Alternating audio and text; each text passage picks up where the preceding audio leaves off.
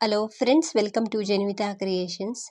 ಇವತ್ತಿನ ಡಿಸೈನ್ ಹಾಕೋದಕ್ಕೆ 6 ಎಳೆ ದಾರನ ತೆಗೆದು ನಾಟ್ ಹಾಕೊಂಡಿದ್ದೀನಿ. ನಿಡಲ್ ಬಂದು 10.075 mm ತಗೊಂಡಿದ್ದೀನಿ. 11 ಆದರೂ ಆಗುತ್ತೆ. ಒಂದೇ ಸ್ಟೆಪ್ಪಲ್ಲಿ ಹಾಕುವಂಥ ಒಂದು ಹೊಸ ರೀತಿಯ ಕ್ರೋಶಾ ಡಿಸೈನು. ತುಂಬ ಈಸಿ ಡಿಸೈನು, ಗ್ರ್ಯಾಂಡಾಗೂ ಕೂಡ ಕಾಣಿಸುತ್ತೆ. ನಾನಿಲ್ಲಿ 2 ಟೈಮ್ಸ್ ಲಾಕ್ ಮಾಡ್ಕೊಳ್ತಿದ್ದೀನಿ. ಈ ರೀತಿ 2 ಸಲ ಲಾಕ್ ಮಾಡಿಕೊಂಡು ಸ್ಟಾರ್ಟಿಂಗ್ಗೆ ಕುಚ್ಚನ್ನು ಕಟ್ಟೋದಕ್ಕೆ ಚೈನ್ಗಳನ್ನ ಹಾಕ್ತಾಯಿದ್ದೀನಿ. ಫ್ರೆಂಡ್ಸ್, ನೀವೇನಾದರೂ ಫಸ್ಟ್ ಟೈಮ್ ನೋಡ್ತಿದ್ರೆ ಹೊಸಬ್ರಾಗಿದ್ದರೆ ಪ್ಲೀಸ್ ನಮ್ಮ ಚಾನಲ್ನ ಸಬ್ಸ್ಕ್ರೈಬ್ ಮಾಡಿ ಸಪೋರ್ಟ್ ಮಾಡಿ. ಫೇಸ್ಬುಕ್ಕಲ್ಲಿ ಏನಾದರೂ ನೋಡ್ತಿದ್ರೆ ಫೇಸ್ಬುಕ್ ಪೇಜನ್ನು ಫಾಲೋ ಮಾಡಿ. ನಾನಿಲ್ಲಿ ಕುಚ್ಚನ್ನು ಕಟ್ಟೋದಕ್ಕೆ 5 ಚೈನ್ಗಳನ್ನ ಹಾಕಿ ಅದನ್ನು ಸ್ಟ್ರೈಟಾಗಿ ಇಟ್ಕೊಂಡು ಅದು ಎಲ್ಲಿಗೆ ಬರುತ್ತೆ ಅಲ್ಲಿಗೆ ನೋಡಿಕೊಂಡು ಲಾಕ್ ಮಾಡ್ತಾಯಿದ್ದೀನಿ. ಈ ರೀತಿ ಲಾಕ್ ಮಾಡಬೇಕು. ಫ್ರೆಂಡ್ಸ್, ಇಲ್ಲಿ ನಾನು ಒಂದು ಬೀಡನ್ನ ಹಾಕ್ಕೊಂಡು ಅದನ್ನು ಲಾಕ್ ಮಾಡ್ಕೊಳ್ತೀನಿ. ಆ ವಿಡಿಯೋ ಸ್ವಲ್ಪ ಸ್ಕಿಪ್ ಆಗಿದೆ. ಅದು ಒಂದು ಬೀಡನ್ನ ಹಾಕ್ಕೊಂಡಿದ್ದೀನಿ ನಾನಿಲ್ಲಿ, ಒಂದು ಎಲಿಫೆಂಟ್ ಬೀಡನ್ನ. ಅದಾದಮೇಲೆ 4 ಸಲ ಸಿಂಗಲ್ ಕ್ರೋಶನ ಮಾಡಿದ್ದೀನಿ ನಾನಿಲ್ಲಿ, ನೋಡ್ತಿರ್ಬೋದು. ಇದ್ರದ್ದು ವಿಡಿಯೋ ಸ್ಕಿಪ್ ಆಗಿದೆ. ಈ ರೀತಿ ಹಾಕ್ಕೊಳ್ಳಿ. ಒಂದು ಬೀಡನ್ನ ಹಾಕ್ಕೊಂಡು ಅದನ್ನು ಲಾಕ್ ಮಾಡಿ, ಬಟ್ಟೆ ಮೇಲೆ ಲಾಕ್ ಮಾಡಿ, ಅದಾದಮೇಲೆ 4 ಸಲ ಸಿಂಗಲ್ ಕ್ರೋಶನ ನಾನಿಲ್ಲಿ ಮಾಡ್ಕೊಂಡಿದ್ದೀನಿ, ನೋಡ್ತಿರ್ಬೋದು. ಈ ರೀತಿ ಮಾಡ್ಕೊಂಡಿದ್ದಾದಮೇಲೆ ನಾನಿವಾಗ ಚೈನ್ಗಳನ್ನ ಹಾಕ್ತಾಯಿದ್ದೀನಿ. 1 2 3 4 5 6 ಚೈನ್ಗಳನ್ನ ಹಾಕಿ ಅದನ್ನು ಈ ರೀತಿ ಸ್ಟ್ರೈಟಾಗಿ ಇಟ್ಕೊಂಡು 1 ಪಾಯಿಂಟ್ ಅಷ್ಟು ಅಥವಾ 1-2 ಪಾಯಿಂಟ್ ಅಷ್ಟು ಒಳಗಡೆ, ನಾನಿಲ್ಲಿ 1-2 ಪಾಯಿಂಟ್ ಅಷ್ಟು ಒಳಗಡೆ ಲಾಕ್ ಮಾಡ್ತಾಯಿದ್ದೀನಿ. ಈ ರೀತಿ ಸಿಂಗಲ್ ಕ್ರೋಶನ ಮಾಡಬೇಕು, ಅಂದರೆ ಲಾಕ್ ಮಾಡಬೇಕು. ಸಿಂಗಲ್ ಕ್ರೋಶ ಅಂದರೂ ಕೂಡ ಒಂದೇ, ಲಾಕ್ ಅಂದರೂ ಕೂಡ ಒಂದೇ. 6 ಚೈನ್ಗಳನ್ನ ಹಾಕಿ ಈ ರೀತಿ ಲಾಕ್ ಮಾಡ್ಕೊಂಡಿದ್ದಾದಮೇಲೆ ಅದ್ರ ಪಕ್ಕದಲ್ಲಿ ಒಂದು ಸಲ ಸಿಂಗಲ್ ಕ್ರೋಶನ ಮಾಡ್ಕೊಳ್ತೀನಿ. ಅದ್ರ ಪಕ್ಕದಲ್ಲಿ ಒಂದು ಸಲ ಸಿಂಗಲ್ ಕ್ರೋಶ. ನಂತರ ನಾವು ಬಟ್ಟೆಯನ್ನು ಹಿಂದೆ ತಿರುಗಿಸ್ಕೊಳ್ಬೇಕು. ಹಿಂದೆ ತಿರುಗಿಸ್ಕೊಂಡು ಏನಿಲ್ಲಿ 6 ಚೈನ್ಗಳನ್ನ ಹಾಕಿದ್ದೋ ಅದರೊಳಗಡೆ ನಾವು ಇವಾಗ ಕಂಬಗಳನ್ನ ಮಾಡಬೇಕು. ಸೂಜಿ ಮೇಲೆ ಒಂದು ಸಲ ಥ್ರೆಡ್ಡನ್ನು ಸುತ್ತಕೊಂಡು 6 ಚೈನ್ ಗ್ಯಾಪಲ್ಲಿ ಹೋಗಿ ಥ್ರೆಡ್ಡನ್ನು ತಂದು ಸೂಜಿ ಮೇಲೆ 3 ದಾರ ಇರುತ್ತೆ, 2 ದಾರದಲ್ಲಿ 1 ಮತ್ತೆರಡು ದಾರದಲ್ಲಿ 1 ಮಾಡಿದಾಗ ಡಬಲ್ ಕ್ರೋಶ ಕಂಬ ಆಗುತ್ತೆ. ನಾನಿಲ್ಲಿ ಚಿಕ್ಕದಾಗಿ ಡಬಲ್ ಕ್ರೋಶ ಕಂಬಗಳನ್ನ ಮಾಡ್ತಾಯಿದ್ದೀನಿ. 2 ಲೂಪಿಂದ 1 ಸಲ ಮತ್ತೆರಡು ಲೂಪಿಂದ 1 ಸಲ ಈ ರೀತಿ ಥ್ರೆಡ್ಡನ್ನು ಪಾಸ್ ಮಾಡಬೇಕು. 2 ಕಂಬ ಆಯಿತು. 3ನೇ ಕಂಬ, 3ನೇ ಡಬಲ್ ಕ್ರೋಶ ಕಂಬ, 4ನೇ ಡಬಲ್ ಕ್ರೋಶ ಕಂಬ. ಸೇಮ್ ಪ್ಲೇಸಲ್ಲೇ ಹೋಗಿ ಥ್ರೆಡ್ನ ತಂದು ಡಬಲ್ ಕ್ರೋಶ ಕಂಬನ ಮಾಡೋದು. ಸೂಜಿ ಮೇಲೆ ಥ್ರೆಡ್ಡನ್ನು ಸುತ್ತಕೊಂಡು ಆ 6 ಚೈನ್ ಗ್ಯಾಪ್ ಏನಿದೆ ಅಲ್ಲಿ ಹೋಗಿ ಥ್ರೆಡ್ಡನ್ನು ತಂದು ಡಬಲ್ ಕ್ರೋಶ ಕಂಬಗಳನ್ನ ಮಾಡ್ತಾಯಿದ್ದೀನಿ. ಪೂರ್ತಿಯಾಗಿ ಹಾಕ್ಕೊಳ್ತೀನಿ. ಈ 6 ಚೈನ್ ಗ್ಯಾಪಲ್ಲಿ ಒಟ್ಟು 12 ಕಂಬಗಳು ಬರುತ್ತೆ ಕರೆಕ್ಟಾಗಿ. ಇಲ್ಲಿ ನಾನು ಒಟ್ಟು 12 ಕಂಬಗಳನ್ನ ಮಾಡಿಕೊಂಡು ಇಲ್ಲಿ 1 ಸಿಂಗಲ್ ಕ್ರೋಶ, 2ನೇ ಸಿಂಗಲ್ ಕ್ರೋಶಕ್ಕೆ ಲಾಕ್ ಮಾಡ್ತಾಯಿದ್ದೀನಿ. ಅಂದರೆ ಒಂದು ಸ್ಕಿಪ್ ಮಾಡಿ ನಂತರ ಸಿಂಗಲ್ ಕ್ರೋಶಕ್ಕೆ ಲಾಕ್ ಮಾಡಿಕೊಂಡೆ. 12 ಕಂಬಕ್ಕಿಂತ ಜಾಸ್ತಿ ಮಾಡ್ಕೊಳ್ಳೋದಕ್ಕೆ ಹೋಗಬೇಡಿ. ಇವಾಗ ಅದ್ರ ಪಕ್ಕದಲ್ಲಿ ಒಂದು ಸಲ ಸಿಂಗಲ್ ಕ್ರೋಶನ ಮಾಡ್ತಾಯಿದ್ದೀನಿ. ಸಿಂಗಲ್ ಕ್ರೋಶನ ಮಾಡಿ ಸೀದಾ ಸೈಡ್ಗೆ ತಿರುಗಿಸ್ಕೊಳ್ಬೇಕು ಬಟ್ಟೆಯನ್ನು. ಫ್ರೆಂಡ್ಸ್, ಇದನ್ನು ನಾನು ರೈಟ್ ಸೈಡಿಂದನೇ ಹಾಕ್ತಾಯಿದ್ದೀನಿ. ಹಿಂದೆಯಿಂದ ಕಂಬನ ಮಾಡ್ಕೊಂಡು ಬಂದಾಗ ಈ ರೀತಿ ಕಾಣಿಸುತ್ತೆ. ನಾವಿವಾಗ ಸಿಂಗಲ್ ಕ್ರೋಶ ಮಾಡ್ತಾ ಹೋಗಬೇಕು.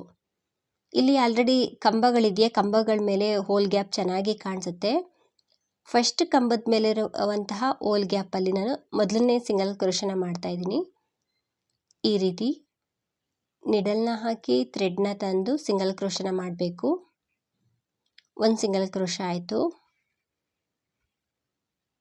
ಅದ್ರ ಪಕ್ಕದಲ್ಲಿ ನೆಕ್ಸ್ಟ್ ಇರುವಂತಹ ಸಿಂಗಲ್ ಕ್ರೋಶ, ಅಂದರೆ ಎಲ್ಲ ಸಿಂಗಲ್ ಕ್ರೋಶದ ಮೇಲೆ ಕೂಡ ಎಲ್ಲ ಕಂಬಗಳ ಮೇಲೂ ಕೂಡ ಸಿಂಗಲ್ ಕ್ರೋಶ ಬರುತ್ತೆ. 2 ಸಲ ಸಿಂಗಲ್ ಕ್ರೋಶ ಆಯಿತು. 3ನೇ ಸಿಂಗಲ್ ಕ್ರೋಶ, 4ನೇ ಸಿಂಗಲ್ ಕ್ರೋಶ, 5ನೇ ಸಿಂಗಲ್ ಕ್ರೋಶ, 6ನೇ ಸಿಂಗಲ್ ಕ್ರೋಶ. 6 ಸಲ ಸಿಂಗಲ್ ಕ್ರೋಶನ ಮಾಡಿಕೊಂಡು ಇವಾಗ ಒಂದು ಬೀಡನ್ನ ಹಾಕ್ಕೊಳ್ತೀನಿ.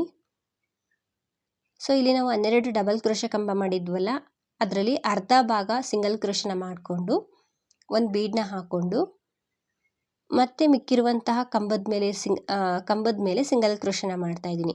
ಈ ಸೈಡು ಕೂಡ ಒಂದು 6 ಸಲ ಸಿಂಗಲ್ ಕ್ರೋಶ ಬರುತ್ತೆ. ಮಿಕ್ಕಿರುವಂತಹ ಎಲ್ಲ ಕಂಬದ ಮೇಲೂ ಕೂಡ ಸಿಂಗಲ್ ಕ್ರೋಶನ ಮಾಡಬೇಕು. ಡಿಸೈನ್ ಅದು ತುಂಬ ಈಸಿ ಇದೆ, ನೋಡೋದಕ್ಕೂ ಕೂಡ ತುಂಬಾ ಚೆನ್ನಾಗಿ ನೀಟಾಗಿ ಫಿನಿಶಿಂಗ್ ಬರುತ್ತೆ ಡಿಸೈನ್ ಇದು. ಮತ್ತು ಫಾಸ್ಟಾಗೂ ಕೂಡ ಹಾಕ್ಕೊಳ್ತಾ ಹೋಗ್ಬೋದು ಫ್ರೆಂಡ್ಸ್. ಈ ಲಾಕ್ ಹಿಂದೆ ಒಂದ್ಸಲ ಲಾಕ್ ಮಾಡ್ಕೊಳ್ತಿದ್ದೀನಿ. ಲಾಕ್ ಮಾಡಿ ನಂತರ ನಾವು ಲೇಸ್ ಮೇಲೆ ಲಾಕ್ ಮಾಡಬೇಕು, ಆವಾಗಲೇ ಅದು ಫಿನಿಶಿಂಗ್ ಚೆನ್ನಾಗಿ ಬರೋದು. ಇವಾಗ ನಾನು ಲೇಸ್ ಮೇಲೆ ಲಾಕ್ ಮಾಡ್ತಾ ಇದ್ದೀನಿ. ಈ ರೀತಿ ಆರ್ಚ್ ಕಾಣಿಸುತ್ತೆ. ಅದ್ರ ಪಕ್ಕದಲ್ಲಿ ಇನ್ನೂ ಒಂದು 2 ಸಲ ಸಿಂಗಲ್ ಕ್ರೋಶನ ಮಾಡ್ಕೊಳ್ತೀನಿ. ಸೊ ರೈಟಲ್ಲಿ ಎಷ್ಟು ಮಾಡಿರ್ತೀರೋ ಅಷ್ಟನ್ನೇ ಮಾಡಬೇಕು. ಅಂದರೆ ನಾನು ಬೀಡನ್ನ ಹಾಕ್ಕೊಂಡ್ಮೇಲೆ ಲಾಕ್ ಆದಮೇಲೆ ಇಲ್ಲಿ 4 ಸಲ ಸಿಂಗಲ್ ಕ್ರೋಶನ ಮಾಡಿದೆ. ಒಟ್ಟು 5 ಸಲ ಸಿಂಗಲ್ ಕ್ರೋಶ ಇರುತ್ತೆ ಇಲ್ಲಿ. ಸೊ ಈ ಸೈಡು ಕೂಡ 5 ಸಲ ಸಿಂಗಲ್ ಕ್ರೋಶ ಇರಬೇಕು, ಆವಾಗಲೇ ಅದು ಫಿನಿಶಿಂಗ್ ಚೆನ್ನಾಗಿ ಬರೋದು. ಹಾಗಾಗಿ ಈ ಸೈಡು ಕೂಡ 5 ಸಲ ಸಿಂಗಲ್ ಕ್ರೋಶ ಬರೋ ಹಾಗೆ ನಾನು ಸಿಂಗಲ್ ಕ್ರೋಶನ ಹಾಕ್ಕೊಂಡು ಒಂದು ಬೀಡನ್ನ ಹಾಕ್ತಾ ಇದ್ದೀನಿ. ಇಲ್ಲಿ ಇಂಥದೇ ಬೀಡ್ಸ್ ತಗೊಳ್ಬೇಕು ಅಂತೇನಿಲ್ಲ, ಚೇಂಜಸ್ ಮಾಡಿ ಹಾಕ್ಕೊಳ್ಬೋದು. ಬೀಡನ್ನ ಥ್ರೆಡ್ಡಿಗೆ ಹಾಕ್ಕೊಂಡು ಅದನ್ನು ಲಾಕ್ ಮಾಡ್ತಾ ಇದ್ದೀನಿ. ಲಾಕ್ ಆದಮೇಲೆ ಅದನ್ನು ಸ್ಟ್ರೈಟಾಗಿ ಇಟ್ಕೊಂಡು ಎಲ್ಲಿಗೆ ಬರುತ್ತೆ ಅಲ್ಲಿಗೆ ನೋಡಿಕೊಂಡು ಬಟ್ಟೆ ಮೇಲೆ ಲಾಕ್ ಮಾಡ್ತಾ ಇದ್ದೀನಿ.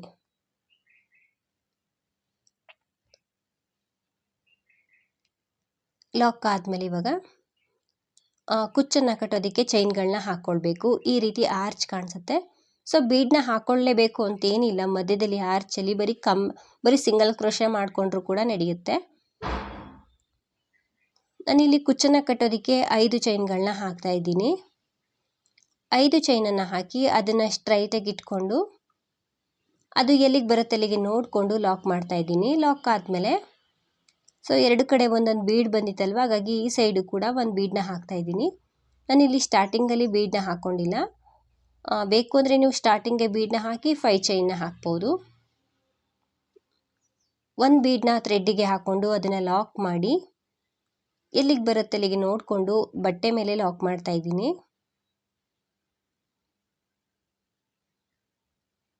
ಸೊ ಸ್ಟಾರ್ಟಿಂಗಲ್ಲಿ ಇದು ಸ್ಕಿಪ್ ಆಗಿತ್ತು ಫ್ರೆಂಡ್ಸ್ ವಿಡಿಯೋ. ಸೇಮ್ ಇಲ್ಲಿ ಹಾಕೋ ರೀತಿಯೇ ಸ್ಟಾರ್ಟಿಂಗಲ್ಲೂ ಕೂಡ ಹಾಕ್ಕೊಳ್ಳೋದು.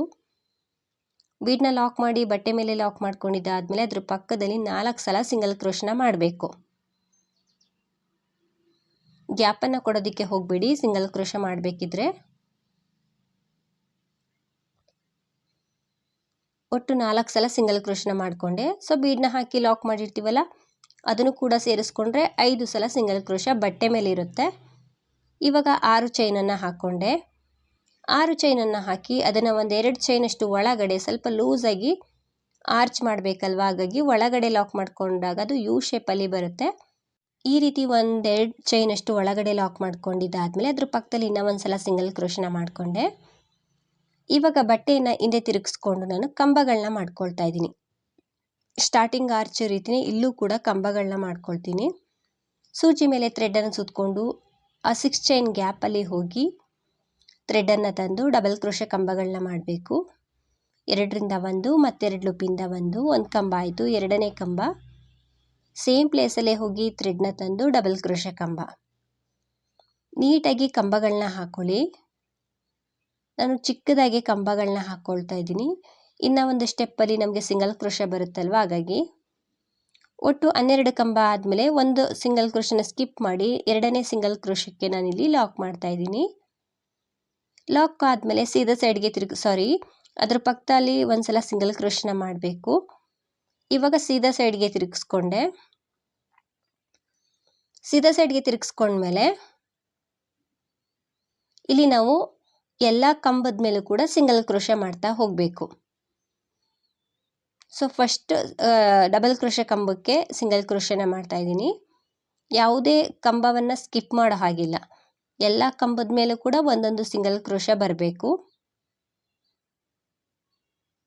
ನೀಟಾಗಿ ಸಿಂಗಲ್ ಕ್ರೋಶನ ಹಾಕೊಳ್ಳಿ ಫ್ರೆಂಡ್ಸ್. ಇಲ್ಲಿ ಇದು ಮಧ್ಯದಲ್ಲಿರುವಂತಹ ಆರ್ಚ್ಗೆ ನಾನು ಬೀಡನ್ನ ಹಾಕ್ತಾ ಇಲ್ಲ, ಬೀಡನ್ನ ಹಾಕ್ಕೊಳ್ದೇ ಇದಕ್ಕೆ ಸ್ಟೋನ್ ಚೈನ್ ಅಥವಾ ಬಾಲ್ ಚೈನ್ ಅಂಟಿಸ್ಕೊಂಡ್ರೆ ತುಂಬಾ ಚೆನ್ನಾಗಿ ಕಾಣಿಸುತ್ತೆ.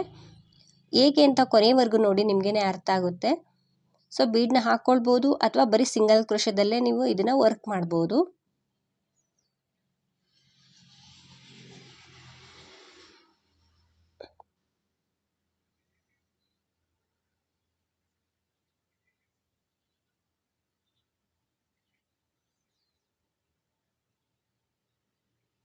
ಸಾರಿ, ಎಲ್ಲ ಕಂಬದ ಮೇಲೂ ಕೂಡ ಸಿಂಗಲ್ ಕ್ರೋಶನ ಮಾಡಬೇಕು. ಕೊನೆಯಲ್ಲಿ ಸಿಂಗಲ್ ಕ್ರೋಶ ಇರುತ್ತಲ್ವ, ಬಟ್ಟೆ ಮೇಲೆ ಮಾಡಿರುವಂಥ ಸಿಂಗಲ್ ಕ್ರೋಶ, ಅಲ್ಲೊಂದು ಸಲ ಸಿಂಗಲ್ ಕ್ರೋಶನ ಮಾಡ್ಕೊಳ್ಳಿ. ಕೊನೆ ಲಾಕ್ ಹಿಂದೆ ಒಂದು ಸಲ ಸಿಂಗಲ್ ಕ್ರೋಶನ ಮಾಡಿ ನಂತರ ಬಟ್ಟೆ ಮೇಲೆ ಲಾಕ್ ಮಾಡೋದ್ರಿಂದ ಫಿನಿಶಿಂಗ್ ತುಂಬ ಚೆನ್ನಾಗಿ ಬರುತ್ತೆ. ಎಲ್ಲಿಗೆ ಬರುತ್ತೆ ಅಲ್ಲಿಗೆ ನೋಡಿಕೊಂಡು ಲಾಕ್ ಮಾಡ್ತಾ ಇದ್ದೀನಿ ಬಟ್ಟೆ ಮೇಲೆ. ಸೊ ಅದ್ರ ಪಕ್ಕದಲ್ಲೇ ಬರುತ್ತೆ. ಈ ರೀತಿ ಬರೀ ಸಿಂಗಲ್ ಕ್ರೋಶನ ಮಾಡ್ಕೊಂಡು ಬಂದಿದ್ದೀನಿ. ಸ್ಟಾರ್ಟಿಂಗ್ ಆರ್ಚಲ್ಲಿ ಒಂದು ಬೀಡನ್ನ ಹಾಕಿದೆ, ಇಲ್ಲಿ ಯಾವುದೇ ಬೀಡನ್ನ ಹಾಕಿಲ್ಲ. ನಂತರ ನಾನು ಅದ್ರ ಪಕ್ಕದಲ್ಲಿ ಸಿಂಗಲ್ ಕ್ರೋಶನ ಮಾಡ್ಕೊಳ್ತೀನಿ ಬಟ್ಟೆ ಮೇಲೆ.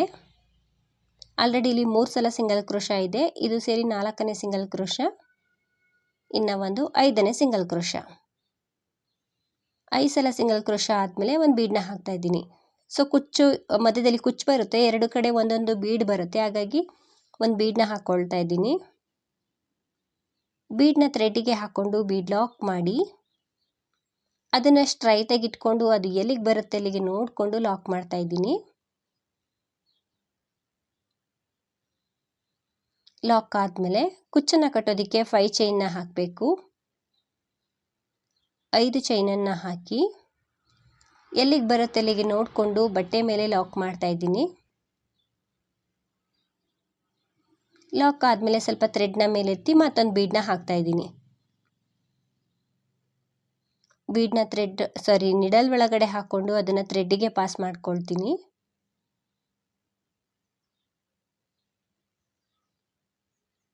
ಥ್ರೆಡ್ಡಿಗೆ ಹಾಕೊಂಡ್ಮೇಲೆ ಅದನ್ನು ಲಾಕ್ ಮಾಡಿ ಬಟ್ಟೆಗೆ ಸ್ಟ್ರೈಟಾಗಿ ಇಟ್ಕೊಂಡು ಅದು ನೀಟಾಗಿ ಎಲ್ಲಿಗೆ ಬರುತ್ತೆ ಅಲ್ಲಿಗೆ ನೋಡಿಕೊಂಡು ಲಾಕ್ ಮಾಡ್ತಾ ಇದ್ದೀನಿ. ಲಾಕ್ ಆದಮೇಲೆ ಇದೇ ರೀತಿ ಇನ್ನೂ ಒಂದು ಆರ್ಚನ್ನು ಮಾಡ್ಕೊಳ್ತೀನಿ.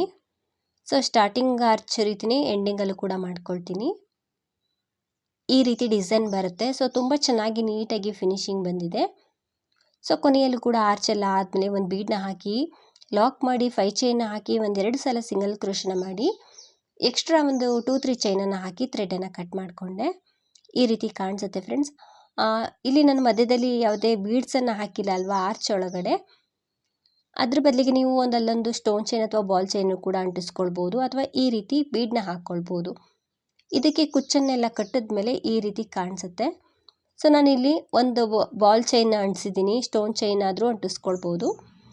ಎಲ್ಲ ಆರ್ಚ್ಗಳನ್ನು ಇದೇ ರೀತಿ ಮಾಡ್ಕೊಳ್ಬೋದು ಅಥವಾ ನಾನು ಸ್ಟಾರ್ಟಿಂಗಲ್ಲಿ ಎಂಡಿಂಗಲ್ಲಿ ಮಾಡಿದ್ದೀನಲ್ವ ಆರ್ಚ್, ಅದೇ ರೀತಿ ಒಂದೊಂದು ಬೀಡನ್ನಾದರೂ ಹಾಕ್ಕೊಳ್ಬೋದು. ಸೊ ಚೇಂಜಸ್ ಮಾಡಿ ಹಾಕ್ಕೊಳ್ಬೋದು, ಹೀಗೇ ಹಾಕ್ಕೊಳ್ಬೇಕು ಅಂತ ಏನಿಲ್ಲ. ಬೀಡ್ಸ್ಗಳು ಕೂಡ ಅಷ್ಟೇ ನೀವು ಚೇಂಜಸ್ ಮಾಡಿ ಹಾಕ್ಕೊಳ್ಬೋದು. ಫ್ರೆಂಡ್ಸ್, ಈ ಡಿಸೈನ್ ಎಲ್ರಿಗೂ ಕೂಡ ಇಷ್ಟ ಆಗಿದೆ ಅಂದ್ಕೊಳ್ತೀನಿ. ನೀವೇನಾದರೂ ಫಸ್ಟ್ ಟೈಮ್ ನೋಡ್ತಿದ್ರೆ ಹೊಸಬ್ರಾಗಿದ್ದರೆ ಪ್ಲೀಸ್ ನಮ್ಮ ಚಾನಲ್ನ ಸಬ್ಸ್ಕ್ರೈಬ್ ಮಾಡಿ ಸಪೋರ್ಟ್ ಮಾಡಿ. ಫೇಸ್ಬುಕ್ಕಲ್ಲಿ ಏನಾದರೂ ನೋಡ್ತಿದ್ರೆ ಫೇಸ್ಬುಕ್ ಪೇಜನ್ನು ಫಾಲೋ ಮಾಡಿ.